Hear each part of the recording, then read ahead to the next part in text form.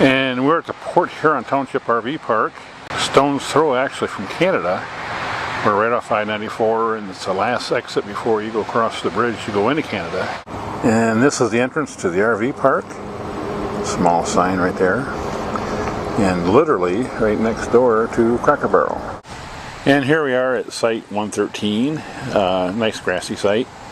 Sites are a little small but typical, you know, of private parks, although this is a township park.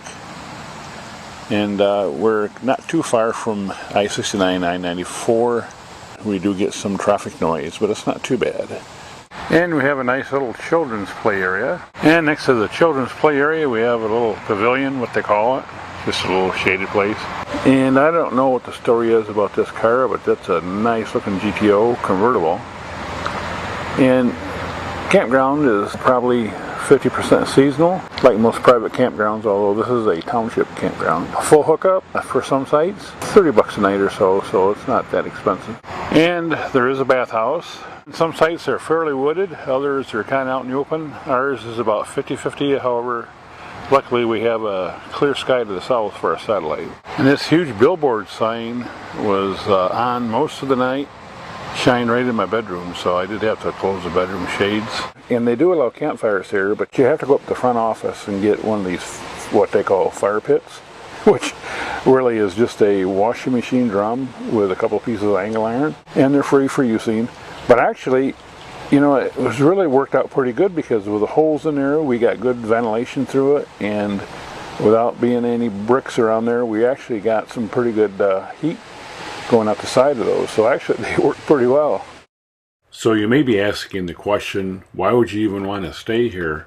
Well, it's not so much the draw of the park that's the advantage, it's that the Port Huron area is a very nice area. There's a lot of things to do, there's a nice waterfront, they always have events going on, so in reality it becomes a home base to explore the area. And here we are in downtown Port Huron along the waterfront.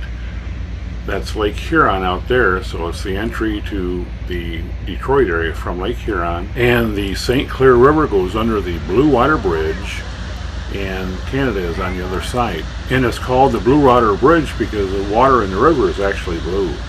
The current along the St. Clair River is very rapid, around 5 knots, I think they told us. And you have to be an experienced kayaker if you want to do this. It is a very dangerous area because of the current and undertow, and people have drowned here. Port Huron is also Thomas Edison's boyhood home, and there's a museum here. And this is the lighthouse ship, Huron, which used to be anchored out in Lake Huron in the 1800s. And did you know that there are more lighthouses in Michigan than any other state in the U.S.? And this is the Black River going through downtown Port Huron, and it's a boater's paradise. But there are 3 drawbridges that cross the Black River.